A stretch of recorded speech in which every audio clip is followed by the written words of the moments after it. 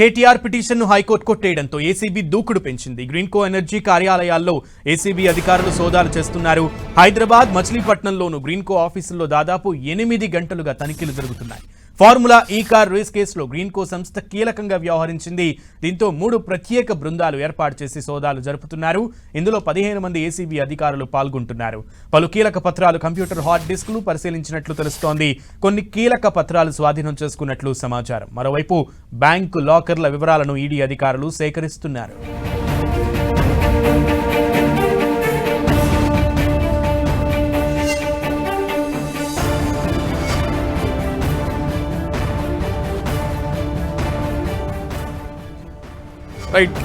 KTR petition ను high court కొట్టేయడంతో ACB దూకుడు పెంచింది. గ్రీన్కో కార్యాలయాలకు సంబంధించి సోదాలు నిర్వహిస్తోంది. కంప్లీట్ డీటెయిల్స్ మా ప్రతినిధి తిరుమలరావు అందిస్తారు. తిరుమలరావు, ఉదయం నుంచి కూడా 8 గంటలుగా దాదాపు 8 గంటలుగా మచిలీపట్నం గ్రీన్కో ఆఫీస్లో సోదాలు జరుగుతున్నాయి. Updates please.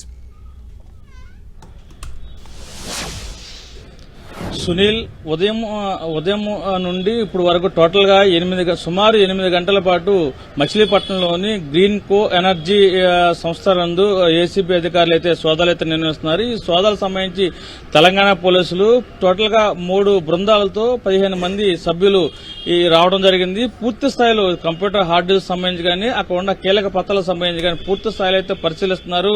ఇప్పటికే దీనికి సంబంధించి కొన్ని కీలక పత్రాలు స్వాధీనం చేస్తున్నట్టు కూడా మనకు తెలుస్తుంది. అదేవిధంగా ఏదైతే ఉందో ఉదయం నుంచి ఎవరు సెల్ ఫోన్లు ఉపయోగించవద్దు, అదేవిధంగా బయట వ్యక్తులు లోపల లేకుండా, అదేవిధంగా లోపల నుంచి బయటికి వెళ్లకుండా పూర్తి స్థాయిలో వాళ్ళు స్వాధీనం చేసుకుని సోదాలు అయితే నిర్వహిస్తున్నారు. ఈ సోదాలకు సంబంధించి కొన్ని కీలక ఆధారాలు కూడా స్వీకరించినట్లు తెలుస్తుంది. అదేవిధంగా ఈ సంస్థ కార్యాలయానికి ఎవరు వస్తారు, ఎప్పుడు వస్తారు అనేది కూడా పూర్తి స్థాయిలో అక్కడ ఉన్న సిబ్బందిని అయితే అడిగి తెలుసుకుంటున్నారు. మరో విధంగా చూసుకుంటే బ్యాంకు లాకర్లకు సంబంధించి కూడా వివరాలు అయితే సిబ్బందిని అడిగినట్టుగా మన సమాచారం అవుతుంది. ఇప్పటికే దీనికి సంబంధించి కొన్ని కీలక పత్రాలు అయితే స్వాధీనం చేసుకున్నారు. అదేవిధంగా బయట వ్యక్తులతో కూడా ఎవరు మాట్లాడే విధంగా కూడా ఉండకూడదని చెప్పేసి వాళ్ళు ఒక హుకుం అయితే జారీ చేయడం జరిగింది. ఇప్పటి వరకు ఉదయం నుంచి మన మీడియా ప్రతినిధులు అక్కడ గ్రీన్కో ఎనర్జీ సంస్థ కార్యాలయం ఎదుట ఉన్నారు. ఇప్పుడు వరకు కానీ ఇటు తెలంగాణ ఏసీబీ అధికారులు కానీ ఇటు అదేవిధంగా ఈ గ్రీన్కో సంస్థ సంబంధించి కానీ ఎవరు మాట్లాడేందుకు కూడా ధైర్యం చాటలేదు. ఏదేమైనప్పటికీ ఈ కీలక పత్రాలతో పాటు విలువైన కొన్ని స్వాధీనం చేసినట్టుగా తెలుస్తుంది. ఏదేమైనప్పటికీ ఈ సోదాలు ఇంకా కొనసాగుతాయని చెప్పేసి మనకు విశ్వసనీయ సమాచారం ద్వారా తెలుస్తుంది. ఓకే తిరుమలరావు.